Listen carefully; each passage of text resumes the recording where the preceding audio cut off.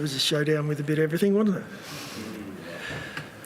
So Wow. it's a game that has a moment that seems so critical. Do you feel it changes after the Rankin Houston moment, or were there signs that Port was getting better on the outside before then? Where do you reckon Yeah. it makes the big change?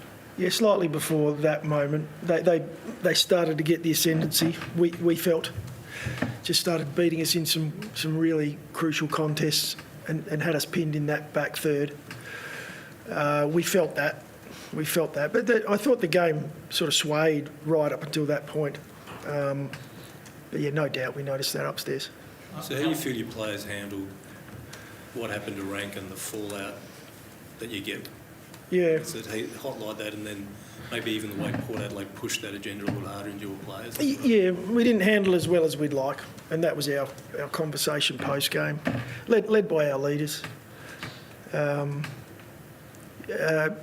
Probably a pretty good lesson for us in what it looks like when emotions are high and the adrenaline's pumping, and every person in the stadium would have felt it. We weren't quite able to contain ourselves in, it was going back and forth a little. And what in those moments are the umpires are going to do whatever they can to control that.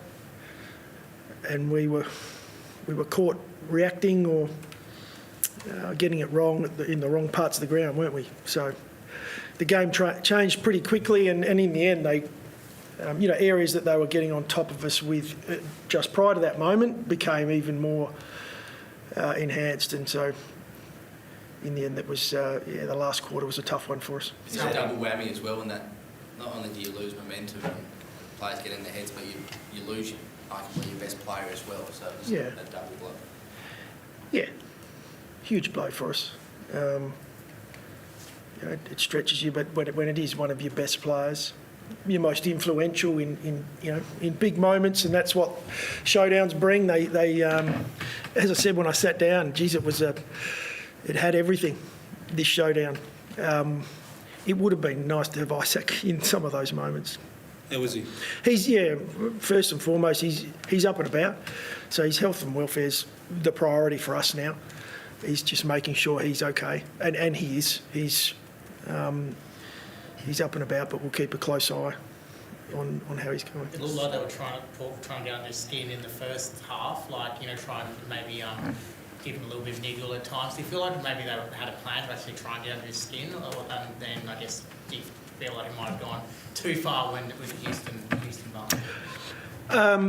Look, there's no doubt he's a player that. I mean, if I'm an opposition coach, I'm putting a fair bit of time into Isaac Rankin, just on how can you limit his influence on a game, and we do the same thing with, we didn't get it right tonight, but you play against Rosie and Butters and Horn Francis. There's, you've definitely got players that you don't want them to impact the game too much. They were pretty strong in that area throughout the night. That's not something that I've got an issue with. How did you feel you handled Butters, particularly when you see him get 42, which is a record number in showdowns? So what was your plan and how did it execute? And I know you can say that you got Horn Francis, Connors, the world to do with. What was Butters in your thinking? You answer it for me? Yeah, we didn't get it right. I mean, he's had too much footy, but he's also pretty hard to stop when the game and the momentum goes against you. And he's one of the best players in the competition. Tonight we weren't able to get that part of the game done well. I don't know what the clearance number was in the end, but we were under far too much pressure. I think they beat us metres gained out of there. They beat us clearance numbers. It is their weapon. It's why they sit where they do on the ladder, and why they're preparing themselves for finals footy. And he's a big part of that. What was your view on the Houston incident in general? Oh, it's not one that I'll comment around. As I mentioned, the priority for me is Isaac's welfare. What did Ken say to you? You're walking off, felt like you had a bit of a moment and you're shaking your head. Kenny came over and asked about Isaac and just said, please, pass on my best and wished him, make sure he's speedy recovery. And then we spoke a little bit about finals. You talk about showing your age, maybe out on the field. How about in the lead up to the week? And even the way Josh celebrated tonight, are you comfortable with your players poking the bear like that? Would you rather they didn't? Next, it's the theatre of Showdown. I mentioned it before. It's, when you've got a night like tonight where it's got everything, and part of that is the theatre, and part of that's the adrenaline that's pumping through people's bodies. Even I mentioned it, people in the stands their heart rates are through the roof, and from our players and their point of view, they're doing it as well as physical fatigue and working their way through. So emotions are high. It's a part of footy, and we stamp that out and we become robots. It worries me, but yeah, emotions, we can get carried away at times. I think most people in the stadium did tonight. How did you see the Bond-Rioli matchup? Obviously blanketed him earlier. Yeah. Really got a few late. Yeah, eventually the dam breaks. Bondi's just a really hard-nosed defender who has done, already in such a short period of time. His career's only just starting. He's playing on some of the better players in the competition, but there are, those players don't stay down for too long. And, he had a couple of crucial moments, Rioli, where he, the ball's going in there enough. He's going to hurt you at some point.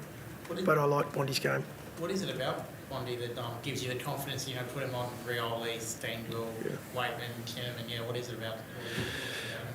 Well, when we drafted him, we found out he had a ninja course in his backyard, and that his dad trained him pretty hard to be a ruthless competitor.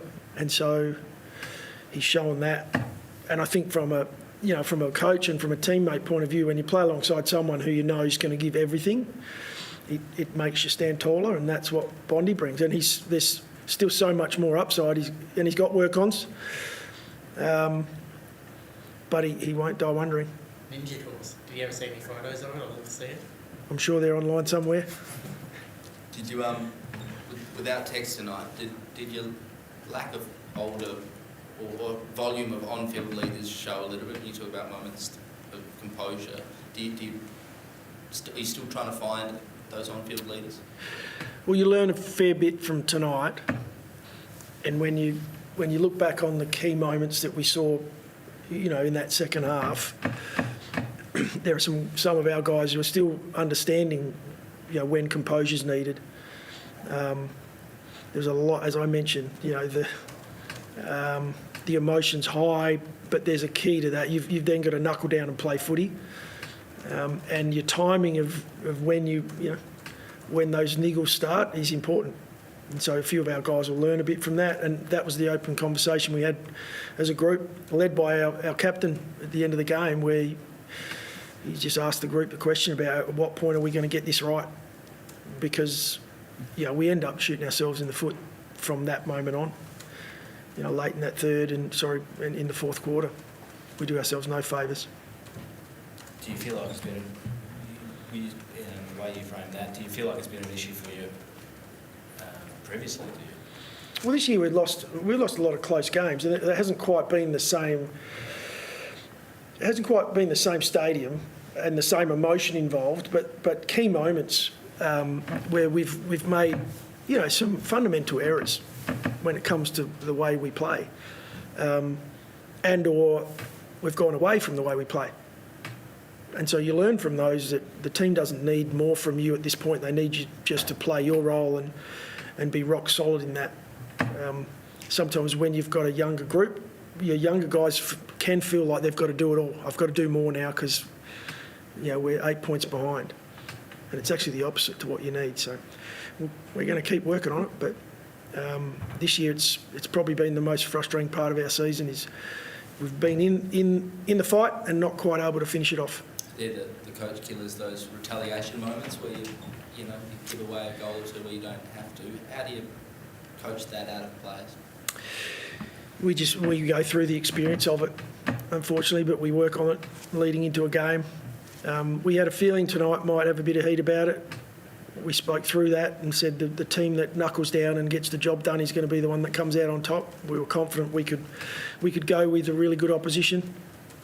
Unfortunately, we didn't quite have that composure. You played down the theatre, but when you talk about the heat and you had the feeling that there was going to be a bit of heat, that was largely due to the theatre that created by your players. So I've go back to? Would you prefer they do or don't do that? Yeah, again, they're things that we'll continue to work through as a group. And there's a balance with it. There's always a balance with what level you go to with that. We'll keep working on it. Thanks, guys. Appreciate it. Thanks, Nick.